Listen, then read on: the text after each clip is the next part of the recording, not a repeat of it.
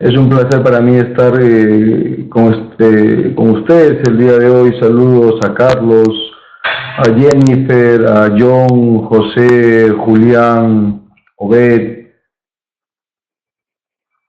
Rosario, que nos acompañan el día de hoy. Me encantaría, por favor, que me confirmen cómo está el audio, cómo está el video, para poder dar inicio a nuestro conversatorio habitual semanal, y el día de hoy desarrollaremos el tema documentación que necesitas para una exportación exitosa. ¿Qué tal, Julián? ¿Qué tal, José Luis? Cuando conversamos, cuando desarrollamos este título, documentación que necesitas para una importación exitosa, no podemos evitar correlacionar esta consulta, esta duda, con la respuesta habitual de cualquier ciencia empresarial. Y la respuesta es depende. ¿Depende de qué? Depende de qué. Buenas tardes, John Anthony. No soy Luis Méndez, soy Andrés Solano. La respuesta es depende de qué. Puntualmente de una serie de análisis en función a la naturaleza de la mercancía. Y precisamente la documentación va a ir de la mano, la documentación que necesitamos va a ir de la mano de realmente qué estamos importando. Entonces es muy importante validar no solo el tipo de documentación estándar, que yo voy a necesitar para cualquier importación, y sobre el análisis de cualquier importación tengo que identificar también el tipo de importación que es. Puede ser una admisión temporal para reexportación en el mismo estado, puede ser una admisión temporal para perfeccionamiento pasivo, como pequeñas excepciones, porque el 99.9% de las veces obviamente es una importación definitiva para el consumo. Cris, muy buenas tardes.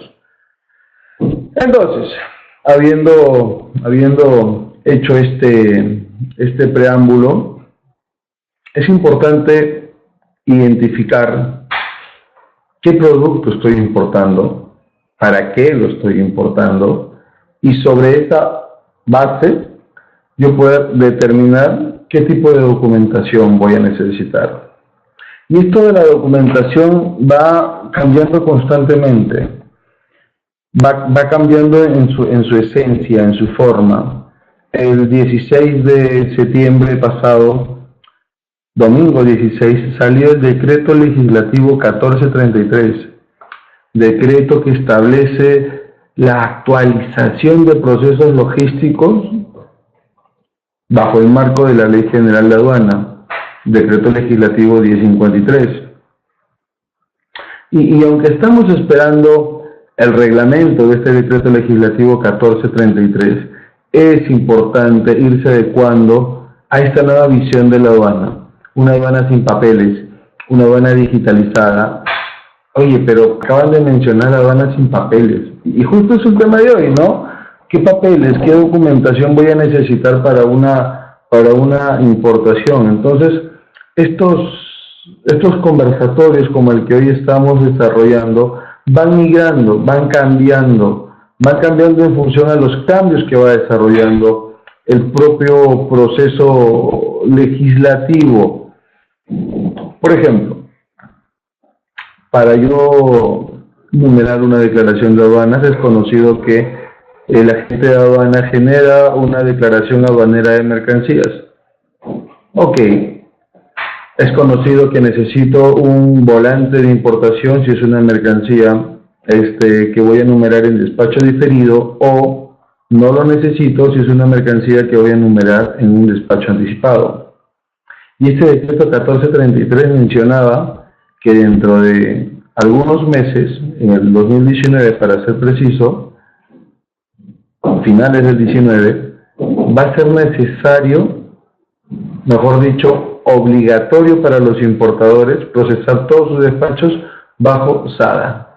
Entonces, ¿cómo esto me empieza a cambiar también la brújula, el sentido, la guía? Si el producto es un producto restringido, voy a necesitar un permiso que seguramente voy a obtener a través de la ventanilla única de comercio exterior.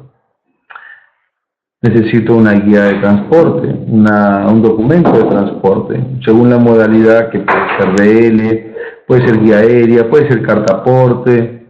Entonces, de repente es electrónico también. Oye, pero este documento de transporte tiene que ser endosado. Sí, pero ya existe el endose virtual, el endose electrónico. Entonces voy analizando una serie de documentos que yo ya puedo prever precisamente para reducir costos cuando la mercancía llegue a Callao. Porque cuando la mercancía llegue a Callao, yo ya tengo que tener todo listo para poder desaduanarla. Yo no puedo esperar iniciar el proceso de nacionalización cuando la mercancía ya está acá. Es carísimo, carísimo, y por la diaria, un ojo de la cara. Los depósitos temporales extraportuarios cobran en promedio $1 por kilo, y esto te cubre los primeros 3 o 4 días. Imagínense, sin ir muy lejos, imagínense que traen una carga de 200, 300 kilos, y que cuando llega acá recién se entera que necesita un documento autorizante emitido por BUCE, y que BUCE, su tiempo promedio de proceso es de 5 días hábiles.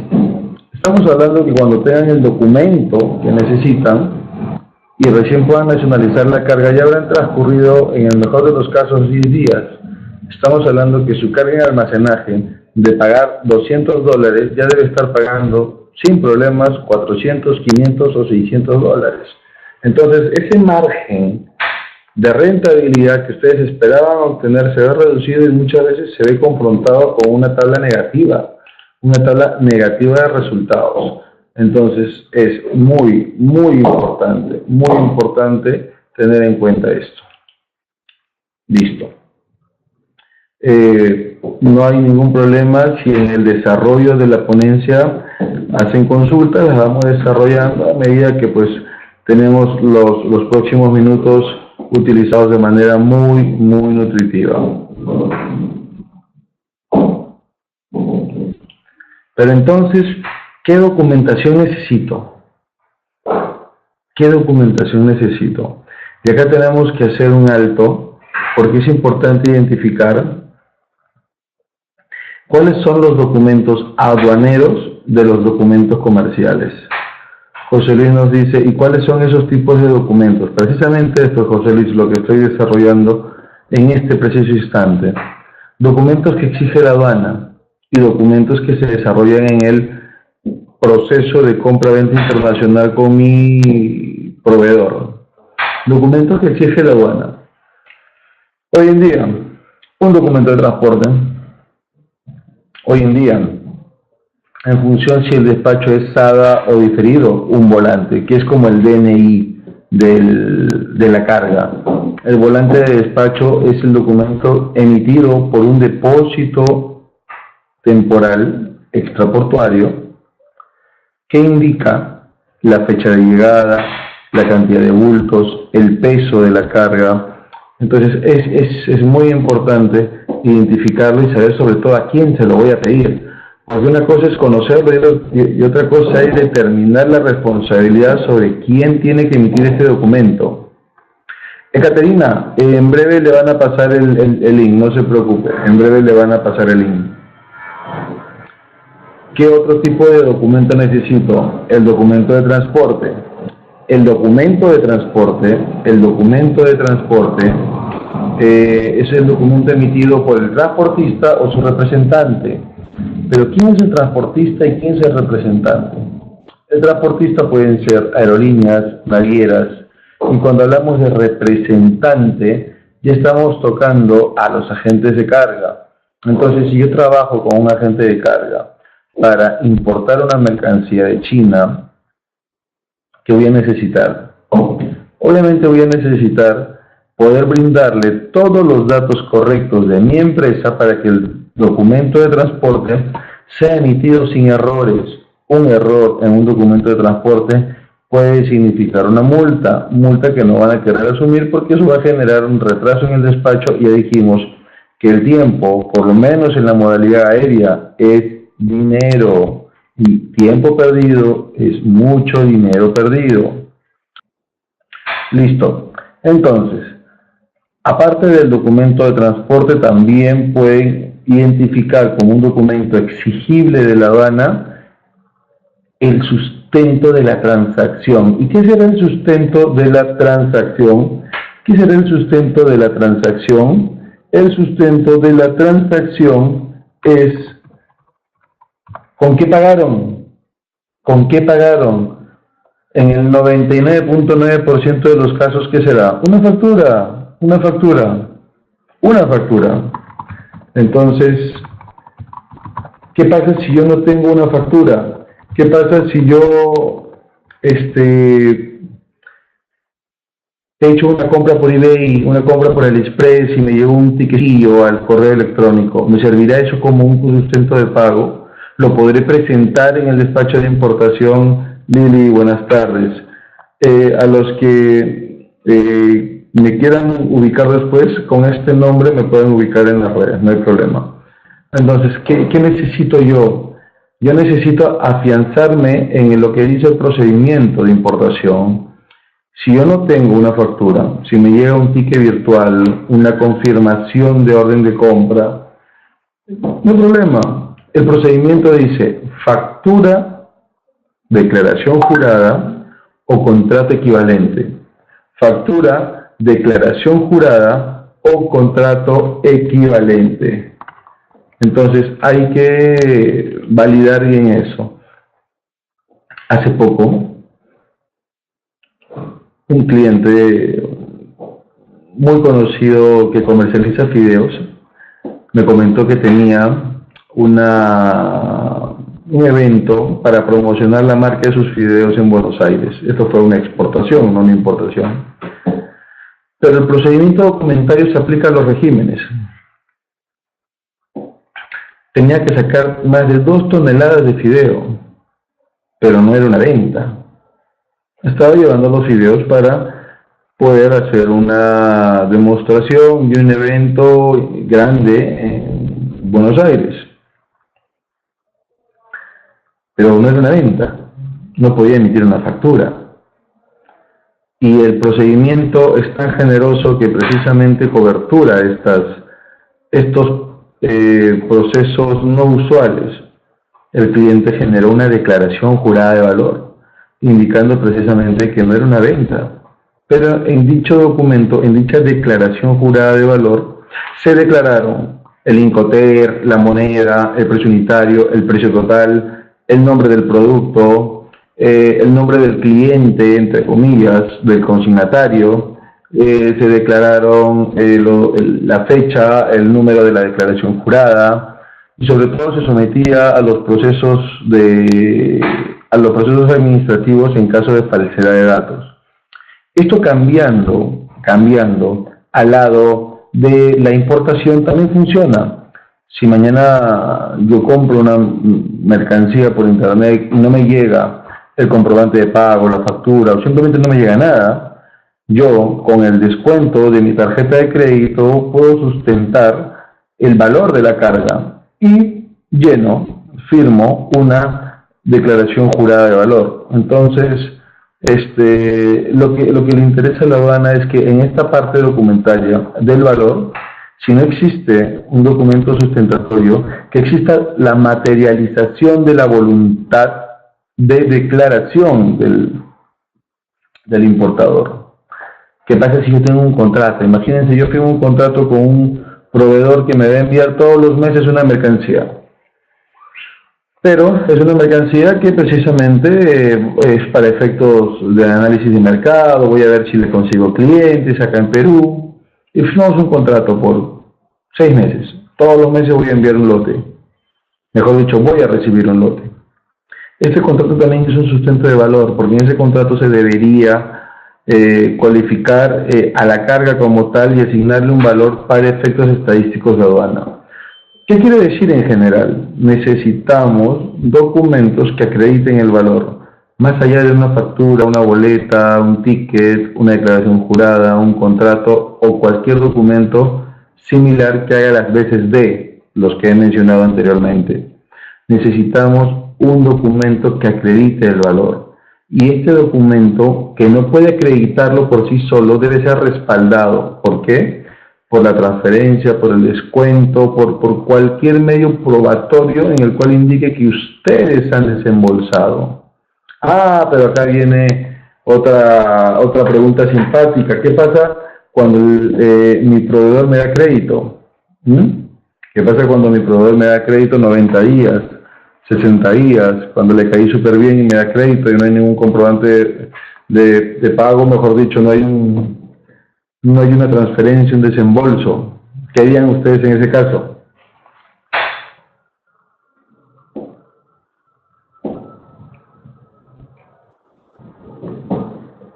Precisamente, al no haber un instrumento financiero,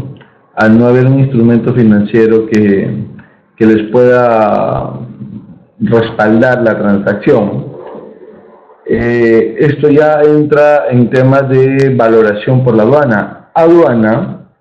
Aduana tiene un proceso de valoración. Aduana tiene un proceso de valoración en el cual revisa en el CIBET,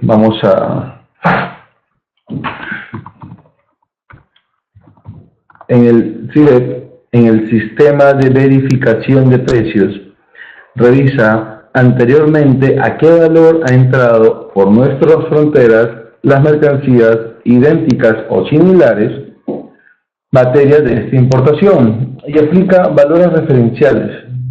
Normalmente se respetan los valores, y cuando los productos ingresan a valores muy bajos, lo que hace aduana es ajustarlos, generando una duda razonable a través de un documento que indica el motivo por el cual se está ajustando, comparando la carga y cuánto tendrían que pagar, y dándole la opción también al importador de desvirtuar esta duda razonable, de decirle a la aduana, no estoy de acuerdo, pero no estoy de acuerdo con estos sustentos, con estas pruebas, con esta materialización documentaria que me respalda.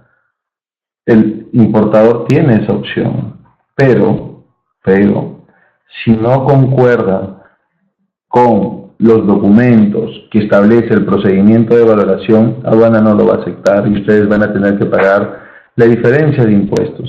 Entonces, esto nos empieza a dar otra idea. Empecé esta ponencia conversando con ustedes acerca de lo importante que era conocer el procedimiento de importación, lo importante que era conocer las mercancías y saber arancelariamente cuál era su posición para determinar la documentación en su grado de restricción. Y ahora tengo que sumar a eso una tercera recomendación. También necesito saber de procedimientos de valoración. Porque a medida de que yo sepa de procedimiento de valoración, yo voy a poder identificar si estoy calificado para defender, nunca se olviden de esa palabra, para defender mi precio, mi valor, el valor real, el que yo he pagado a la aduana. Porque también recordemos que la aduana tiene pues un perfil pro tributario, pro recaudador, por así decirlo, ¿no? Y pueden encontrarse con algún funcionario no tan objetivo, como yo también he tenido casos, y que pues puedan ponerle valores muy altos para que tributen muchos más impuestos. Entonces tenemos que estar preparados, amigos, tenemos que estar listos. No podemos ir a la guerra con un tenedor, tenemos que estar bien armados, y nuestras armas es precisamente revisar los procedimientos vigentes que los vamos a ver en breve. Jennifer, ¿cuánto tiempo tiene el importador para presentar los papeles si se presenta una duda razonable? Según procedimiento Jennifer, una vez notificada la duda razonable, el importador tiene 5 días hábiles para presentar sus descargos. En caso estos 5 días hábiles no sean suficientes, puede solicitar por única vez una prórroga por un tiempo similar a través de un expediente por mesa de partes.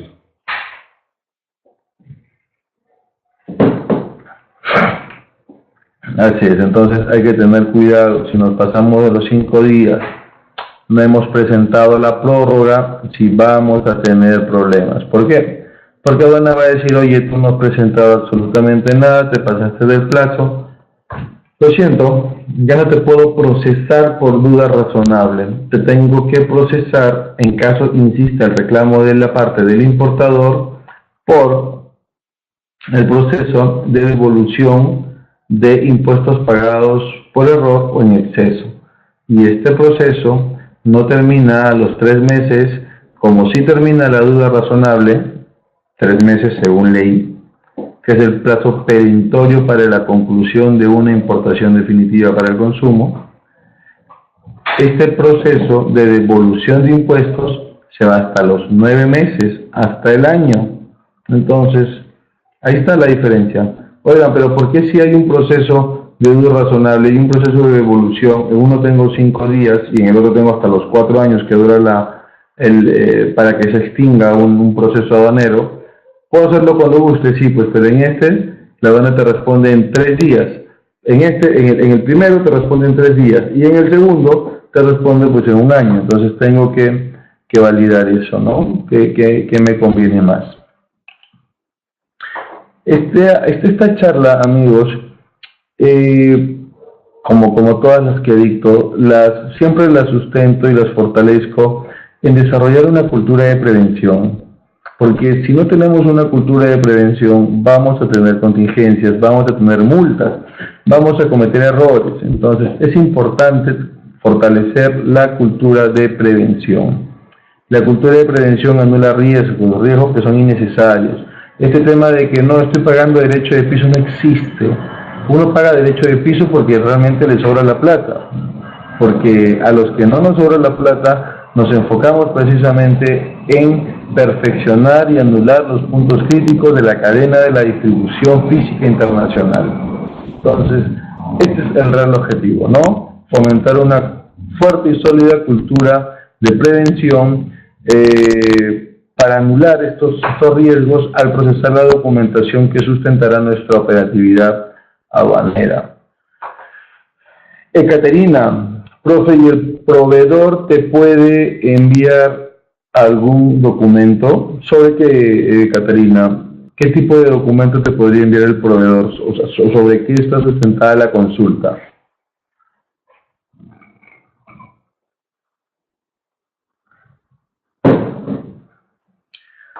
Ok, mientras que Caterina nos confirma o nos complementa la consulta que tiene, donde vamos a encontrar la información base para identificar la documentación que necesitamos es la Ley General de Aduanas, es el reglamento, pero sobre todo, y el que tenemos que leer, el Procedimiento General de Importación Definitiva. Hoy en día, reconocido como DESPA PG01, y es tremendamente sencillo. Simplemente tenemos que ingresar al portal, que es SUNAT. Tenemos que ingresar en la parte inferior a legislación y después ingresar a legislación aduanera. Después de ingresar a legislación aduanera, estamos listos para ingresar a cualquier procedimiento operativo. Cualquier procedimiento operativo, y les voy a poner el link en este momento. Porque este link nos va a llevar precisamente a ingresar a todos los procedimientos que existen. A ver, Caterina nos dice que tuvo una estafa, donde el proveedor le envió una boleta donde decía los productos que le había enviado y también una boleta sobre el pago de un seguro, y el otro era como una legislación. Me pidió la foto de su pasaporte para colocar en ese documento. Sí, pues Caterina, al parecer el proveedor, y espero que ya no hayas continuado trabajando con él, al parecer el proveedor no era un proveedor serio, porque es la primera vez que escucho que te piden foto del pasaporte para ciertos trámites. Hay que tener mucho cuidado, nunca sabemos con quién estamos del otro lado de la pantalla, ¿no? Negociando, hay que tener mucho cuidado. Entonces,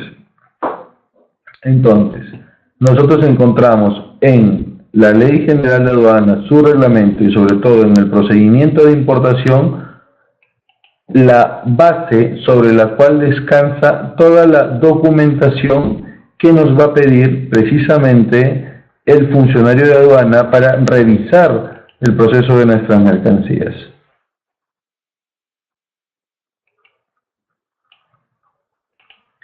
Esta es la imagen que ustedes deben haber visto en el link que yo les he pasado. Y escogen ahí importación definitiva para el consumo.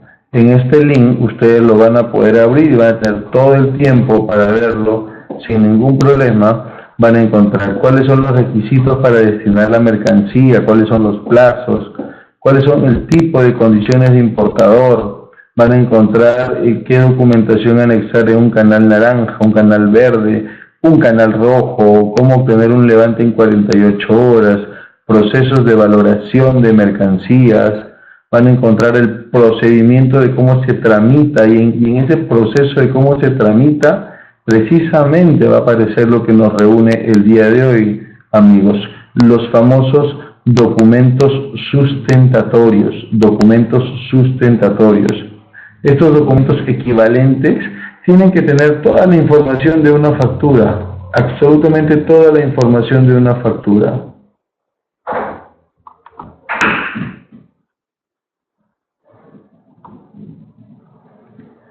Ahí pueden ver toda la información que necesita un documento que quiere ser una factura o un documento sustentatorio de pago. Por eso es que es muy nutritivo que ustedes, amigos míos, revisen el procedimiento de importación definitiva. Ustedes tienen que fortalecer conocimientos a través de este procedimiento. Yo puedo hablarles todas las horas, puedo hablarles una semana, un año entero de documentación. Basta que tengan una comprometida lectura de este procedimiento, que es muy corto, y ustedes van a poder abreviar meses de preparación con una hora de lectura de este procedimiento. Entonces, mi mayor recomendación es que lo lean, en verdad. Y lo hagan suyo, porque este procedimiento los va a empoderar.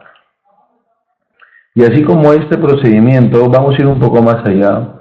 Van a poder identificar qué documentación se aplica en una admisión temporal para reexportación en el mismo estado. Van a poder validar qué documentación se aplica para una reimportación. Primero, ¿qué es una reimportación? ¿Qué es una reimportación?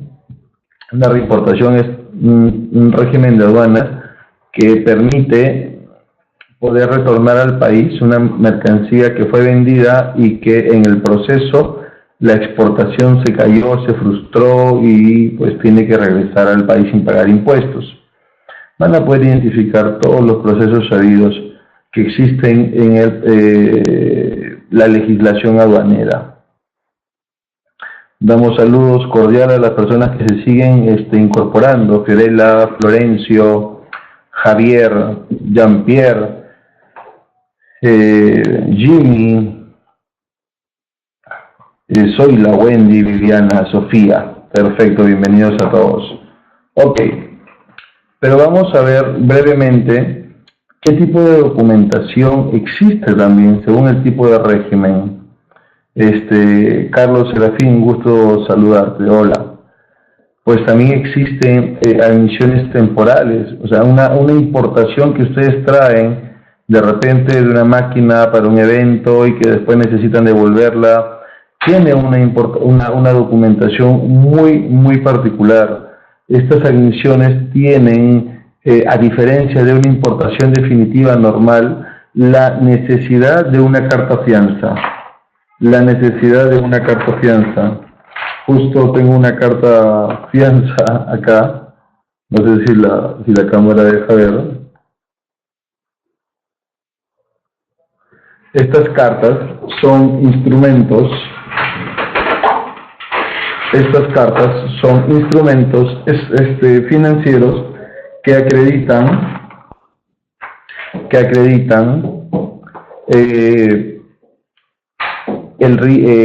la anulación del riesgo para la aduana de que ustedes no van a vender el producto sin haber pagado impuestos. Entonces, cuando ustedes escuchen de importaciones temporales, admisiones temporales, nunca se olviden de que el documento que se requiere, adicional de todo lo demás, es una fianza bancaria. Una fianza bancaria, obviamente emitida por el banco y a favor de la Superintendencia Nacional de Aduanas y de Administración Tributaria, SUNAT.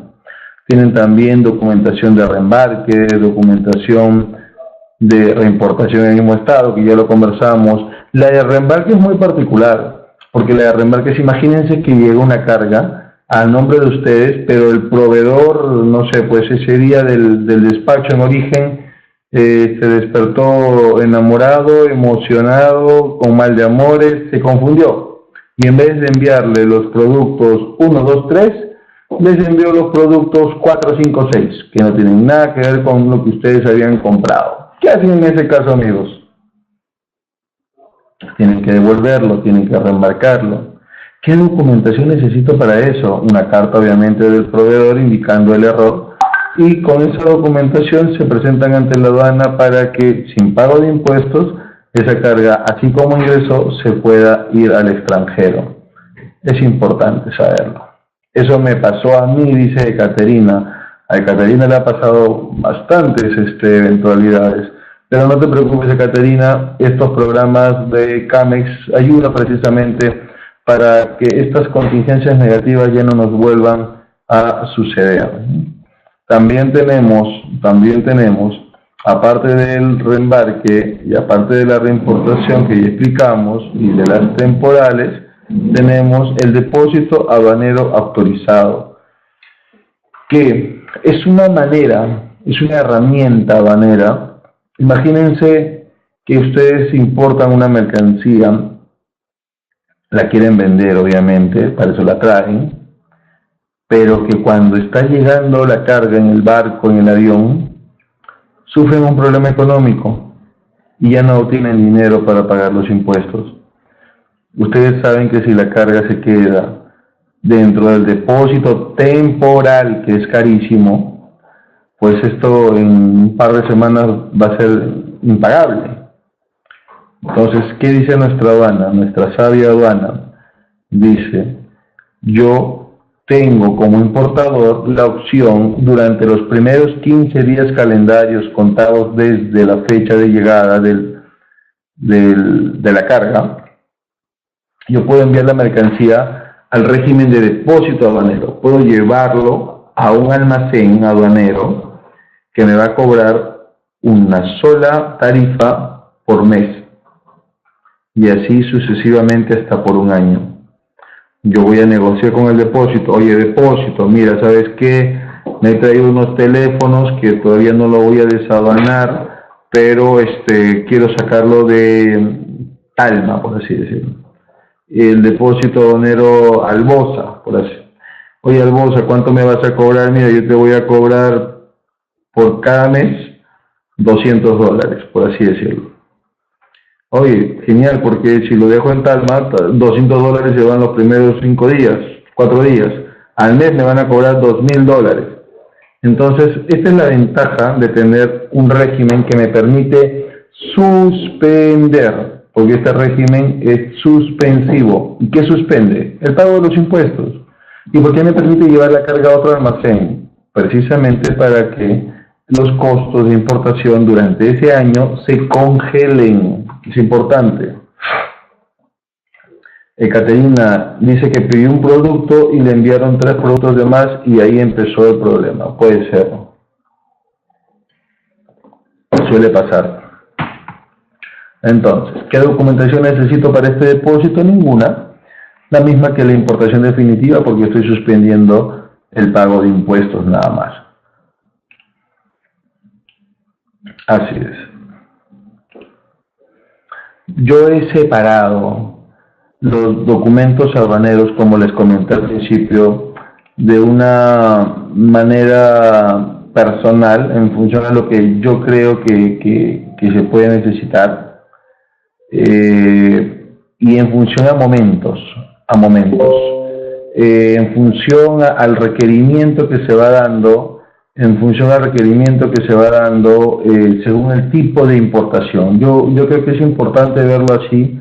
De repente lo veo más ordenado, más estructurado, más organizado, y que va a ser una lectura más sencilla tal vez. A ver, primer momento,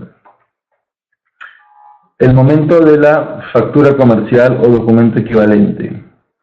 Tenemos que presentar, puede ser un contrato de compra-venta internacional, ya dijimos una declaración jurada de valor, ya dijimos un comprobante de pago por compras en internet, no importa. Pero en el primer momento aparece como principal actor la factura comercial. Segundo actor, oiga, si estoy haciendo una importación y yo tengo TLCs con el 98% de países del mundo, estoy esperando para pedir un certificado de origen a mi cliente, a mi proveedor. Certificado de origen que me puede exonerar aranceles. Ah, perfecto. Pero yo cómo sé si realmente tengo que pedir un certificado de origen, porque el certificado de origen también tiene un costo. Entonces lo que yo tengo que hacer primero es identificar la posición arancelaria de mis mercancías, ingresar al portal y validar si mi mercancía paga aranceles. Si mi mercancía paga aranceles, entonces yo sí tengo que pedirle un certificado de origen a mi proveedor, porque si no voy a encarecer mi proceso sin mayor lógica. Pero si mi mercancía no paga aranceles, entonces ¿para qué le pido un certificado de origen? No tiene sentido. Certificado de origen igual arancel, recuerda. El certificado de origen nunca exonera IGB ni otros impuestos. El certificado de origen solamente exonera arancel, señores, arancel. Caterina, entonces todo lo que es documentación y lo de los almacenes lo hacemos nosotros. Así es. El agente de aduana solamente genera la declaración aduanera con la documentación que ustedes le brindan. Porque dice que este proveedor le pedía dinero 2 veces al día. Sí, pues ahí hay que tener cuidado con los proveedores, ¿ah? Cris, ¿cómo pide un certificado de origen? ¿Cómo se pide un certificado de origen? Primero, Cris, hay que conocer qué tipo de tratamiento preferencial arancelario tenemos con el país al cual estamos comprando. Si yo estoy comprando en China, yo sé que tengo un acuerdo con China, y yo sé que este acuerdo con China me faculta a poder gozar de estas preferencias arancelarias, yo le tengo que pedir a mi proveedor 2 cosas. Primero, que quiero que mi mercancía venga con un certificado de origen, y segundo, y no menos importante, y es una muy buena práctica, tengo que pedirle que me envíe el borrador del certificado de origen antes que lo envíe. ¿Por qué? Porque necesito validar que el certificado esté correctamente emitido, que el certificado guarde las formas que exige el acuerdo comercial. Si el certificado no tiene el nombre del proveedor, no tiene el número de la factura, no tiene el valor de la carga, no tiene el detalle del concepto de la factura, si el certificado está emitido con una fecha posterior a la fecha de embarque, no me va a servir. ¿A qué me refiero? La guía de transporte indica fecha de salida 20 de octubre, la guía aérea o el BL. Y el certificado de origen dice fecha de emisión mañana, 21 de octubre. No vale. Y si este certificado, por razones que desconocemos, se tiene que emitir sí o sí mañana, tiene que indicar una pequeña línea en el certificado que indique usado retrospectivamente para que tenga validez retroactiva. Pero estos detalles que lo estamos conociendo recién, es importante transferirlos a los proveedores y tener estas prácticas que yo recomiendo, estas prácticas de validación documentaria antes, nunca después, porque después a llorar al río. Entonces, el tercer documento de este primer momento aduanero documentario es las autorizaciones en el país de origen. ¿Qué pasa si yo estoy importando una mercancía para, consumo humano? Una mercancía para consumo humano. Y esta mercancía, con un ejemplo se puede entender mejor. Estoy importando bolsos, carteras, hechas de fibra de bambú, de cestería.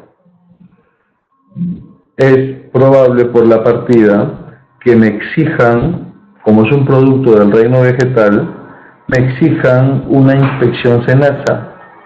Y en SENASA me exijan un documento de China en el cual indique que estas mercancías han sido fumigadas, que no contraen o que no llevan, que no portan ningún bicho, ninguna plaga.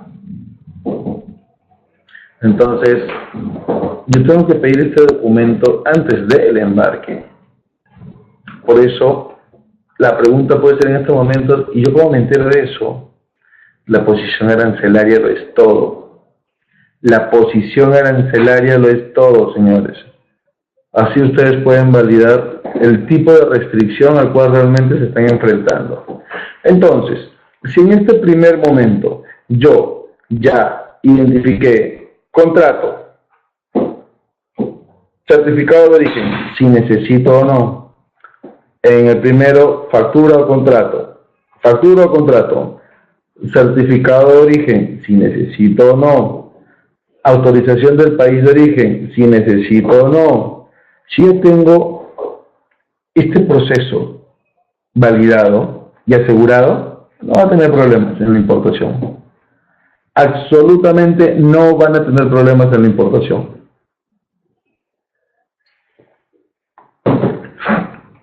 Créanme. Y si lo tienen, me llaman, no se preocupen.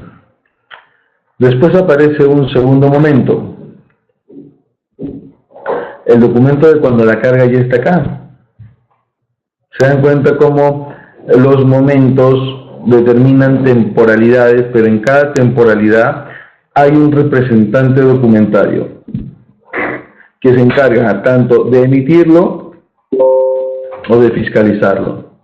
En este segundo momento aparece el documento de transporte, que según la modalidad de transporte internacional puede ser marítimo, bill of lading, aéreo, el waybill o guía aérea, y el CPT en la modalidad terrestre, que es la carta aporte terrestre. Si es un despacho diferido, que no es ADA, obviamente también tenemos el volante, ¿no? Que ya explicamos que es como el DNI de la carga, que acredita que una carga ya llegó a nuestro país, que ya se puede nacionalizar,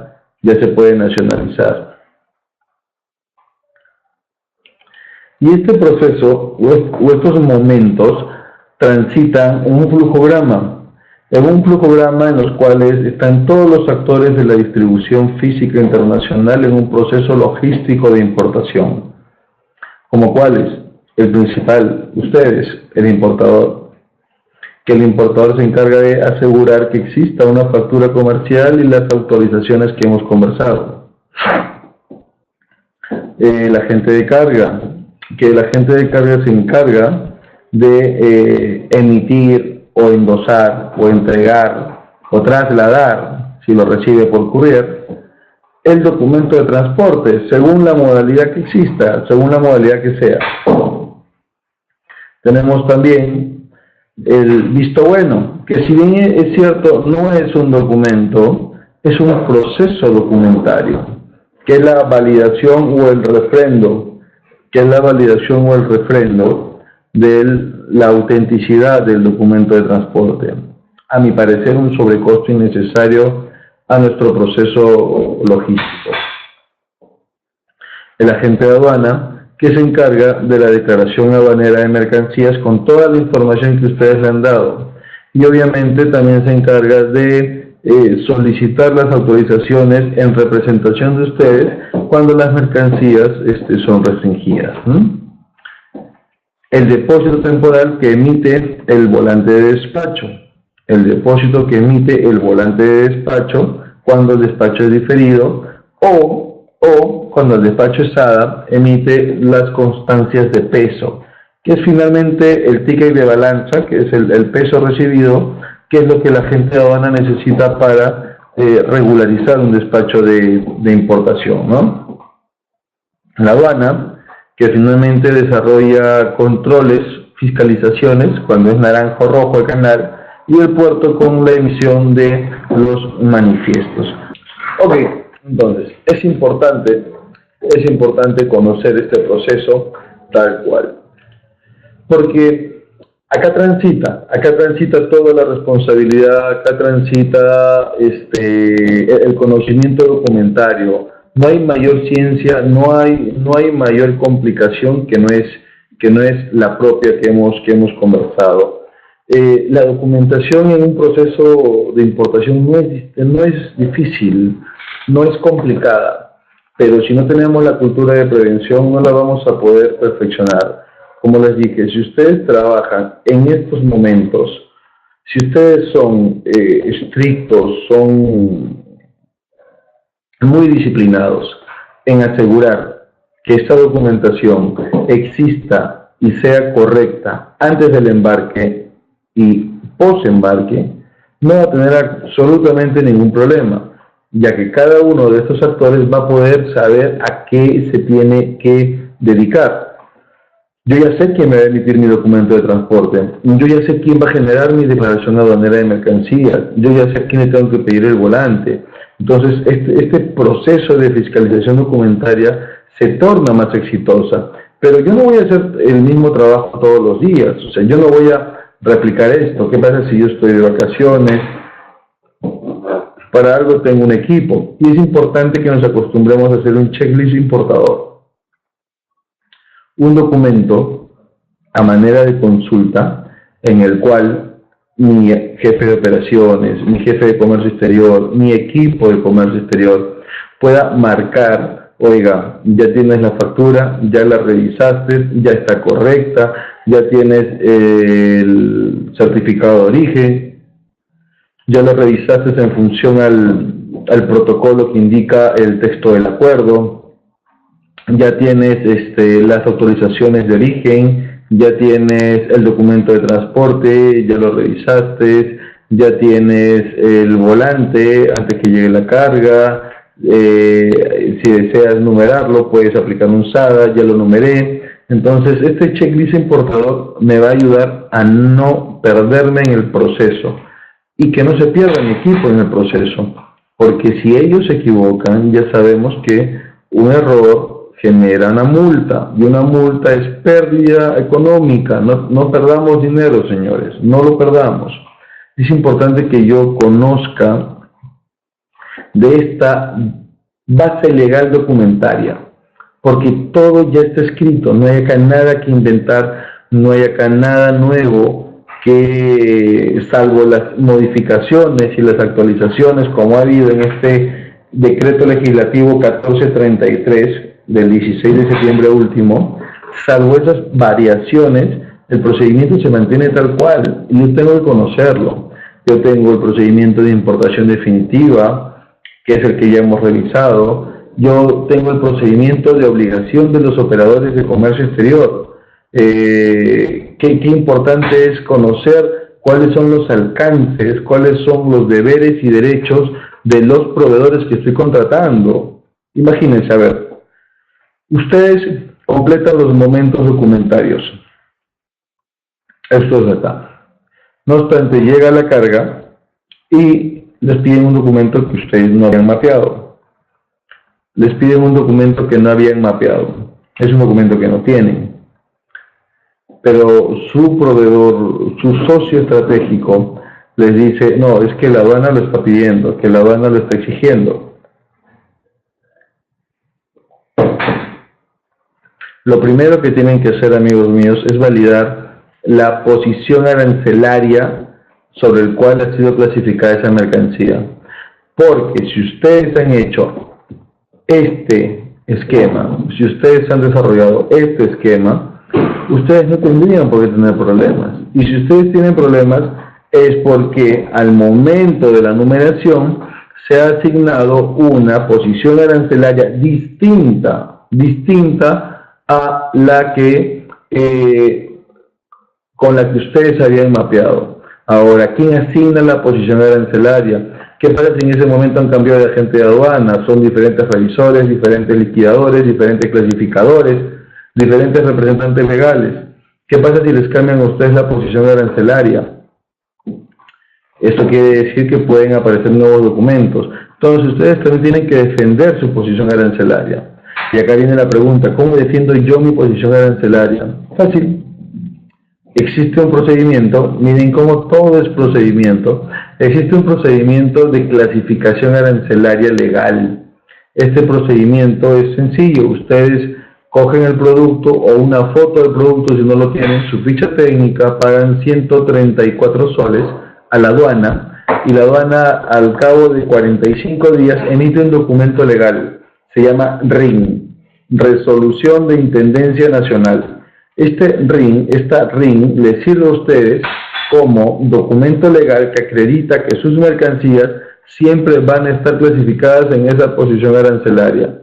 Y este documento va a tener validez mientras tenga validez el arancel. Recordemos que el arancel tiene validez hasta el 31 de diciembre del año 2021.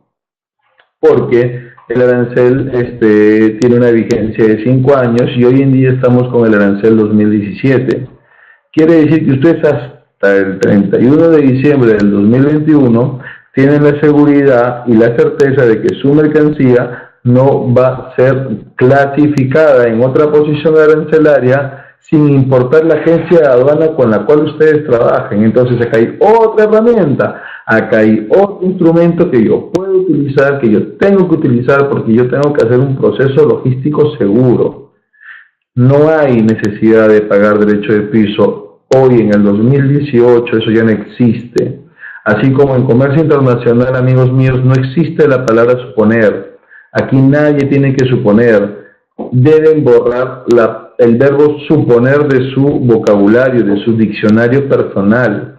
Nada se supone, todo se valida porque todo está reglamentado. Hay procedimientos para cada parte del proceso logístico aduanero en el Perú. Hasta para archivar hay un procedimiento. Entonces, sobre esos procedimientos tenemos que enfocarnos. Sobre esos procedimientos tenemos que validar, precisamente para que no hayan estos problemas. Ok. Aparte de revisar las obligaciones de los operadores de comercio exterior, de los agentes de carga, de los agentes de aduana, del depósito temporal, imagínense, ustedes hacen todo su proceso aduanero, van a retirar su carga del almacén y no aparece. Se perdió. ¿Qué hacen?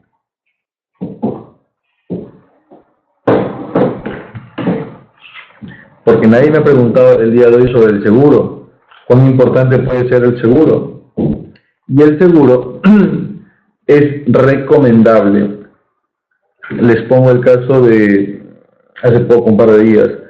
Un cliente y amigo mío me dice, me ha pasado en 30 años de importaciones, nunca me había pasado esto. Y es que él estaba importando mercancía que estaba dentro de una nave en Bogotá, en Buenaventura, en Colombia, en el mar de Colombia. Y cuando la nave salía, la nave encalló. La nave encalló y no pudo seguir avanzando. Pasaron 3-4 días y el dueño de la nave, la naviera, declaró a la nave en emergencia, declaró a la nave en avería gruesa y toda la carga ingresó a los almacenes más cercanos, que eran los ecuatorianos. una vez que estaban en Ecuador, había obviamente que distribuir el costo de ese evento negativo entre todos los importadores, según el Tratado de Acuerdo Marítimo. Y a los que tenían póliza de seguro no tenían problemas, pero los que no tenían póliza de seguro tenían que pagar una gran cantidad para poder liberar su mercancía. ¿Qué nos dice esto entonces? Que la póliza de seguro es muy recomendable, que la póliza de seguro no debe ser vista como un sobrecosto, sino debe ser vista precisamente como lo que es, como el seguro de que no vamos a tener problemas y ante cualquier contingencia estamos cubiertos. Aparte que el seguro es parte de la base imponible. El seguro está constituido de todo lo que cobertura, pero el seguro se suma al FOB, se suma al flete y obtenemos el CIF. Y con el CIF podemos determinar los impuestos. Si el seguro es pequeño, porque normalmente es pequeño, los impuestos también van a ser más pequeños. Pero si no aseguro mi carga, y la aduana me pone el seguro estadístico de tabla, el TPPS, tabla porcentual promedio de seguro, que son porcentajes altos, finalmente termino pagando más impuestos. De repente cuando los valores que importamos son pequeños no se nota, no se siente, no puede haber un diferencial, pero créanme que cuando son valores altos, con lo que me estoy ahorrando en impuestos, termino encima asegurando mi carga, una locura. También tengo, señores, que revisar el procedimiento de valoración de mercancías. Es de valoración de mercancías. Precisamente por lo que conversábamos hace un momento, para estar protegidos ante cualquier intento de ajuste de valor y al primer requerimiento poder dar una respuesta idónea y con la documentación certera para que se respete el valor. Tengo también que conocer los Incoterms 2010 y ahora que ya están entrando a cambio y próximamente conoceremos los Incoterms 2020. Tengo que conocerlos porque en función a ello yo determino el nivel de proceso operativo al cual afecta mis mercancías y sobre el cual yo voy a presentarme ante la aduana. Es el tipo de valor que yo voy a declarar ante la aduana, es muy importante. Tengo que conocer también el procedimiento de mercancías restringidas y prohibidas, porque de este procedimiento nace también el nivel de documentos que yo voy a solicitar como documentos previos para solicitar acá a la ventanilla única de comercio exterior el documento autorizante. Ejemplo, voy a importar queso, por así decirlo.